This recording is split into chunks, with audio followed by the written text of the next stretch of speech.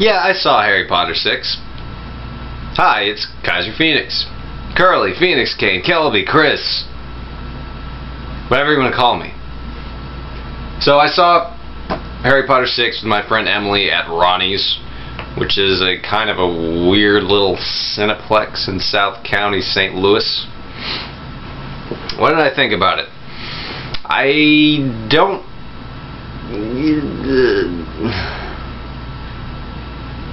don't think the book necessarily translates to film that well. A lot of it is exposition and explanation about Voldemort, the book. In addition to that, there's a lot of personal relationships going on between a lot of the characters, which they do pretty much show in the movie, which is fine. I thought that was funny and pretty true to the book. I didn't really see any problems with those. And the book really, well, there's also a lot of mystery about who the Half-Blood Prince is. I don't think they really captured that too well in the movie. I don't think they had time to. I mean, if you've read it's one of those things. There are a lot of things in the movie where if you've read the book, then you know what a little look or a little gesture or a little line of dialogue means. There's a lot more backstory behind it. So in the scene where after Harry does the Sacrum Scepter, or whatever the hell you pronounce it, on Draco, and you see him in the darkness of his bedroom, like sitting there just kind of shaking, while his friends are telling him he's got to get rid of the book.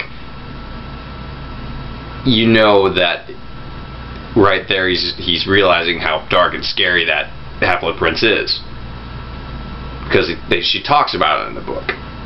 They just do that in a brief second in the movie, so that the point doesn't really come across to someone watching the movie. So in the end, when Snape reveals that he is in fact the Half-Blood Prince, they never really build it up too much about that. You know, it's just suggested. It's never really built upon. That's a big deal who it is and all that. So it's like, oh, by the way, I'm the Half-Blood Prince, and you're like, well, okay, great. Why do I care?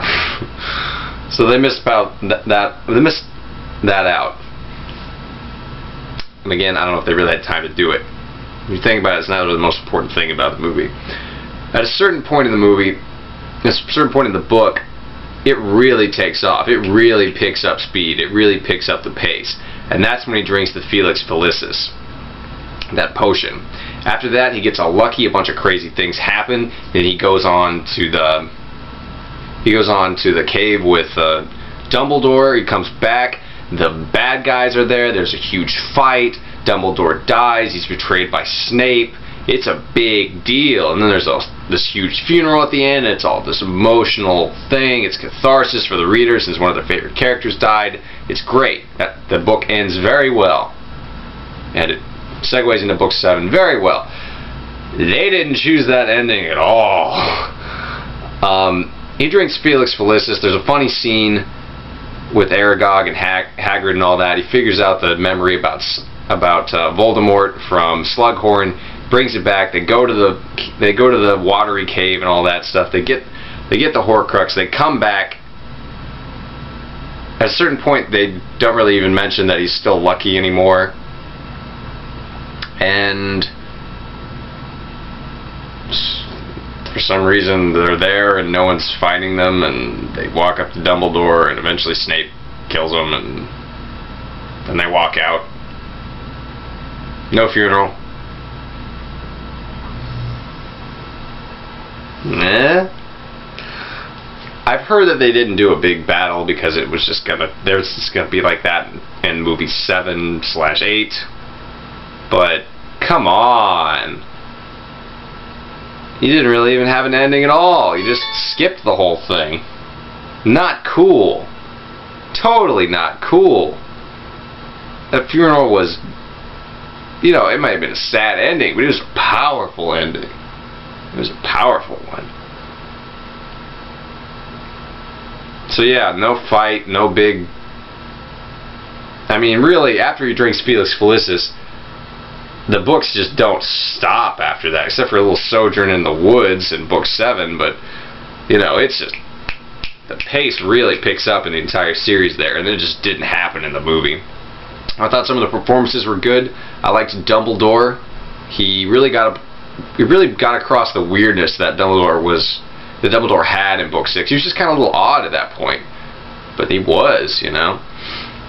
Voldemort, you never see the adult, but the kid Voldemort is creepy. He's just freaky and androgynous, and it was good. I liked that.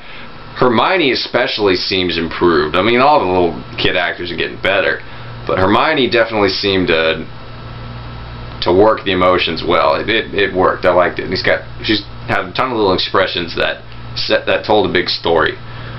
Slughorn was fine, even though I missed the mustache. This was definitely a Snape movie, so Alan Rickman was eating up the screen. It was good. I liked Luna. Draco's really aged. That didn't really pop out at me as good or bad one way or the other, but just noticed that. Who else? I mean, that's pretty much all my opinions of the movie. There was this one line where something happens with the romance, and Dumbledore's like, "Oh, to be young and feel the sting of love once again." And I was sitting there in the movie theater going, "That's it. That was the gay line. That was the line that outed Dumbledore. That was the line where Dumbledore said something about liking a girl, and J.K. Rowling stood up for her director's chair and said, actually, Dumbledore's gay. I outed him." So they changed the line. I bet you that was it. I bet you that was it. I bet you 50 cents in a cookie that was it. If you got any opinions about the movie, you want to bash me, okay, write them in the comment box and I'll just ignore them. I'll talk to you next time.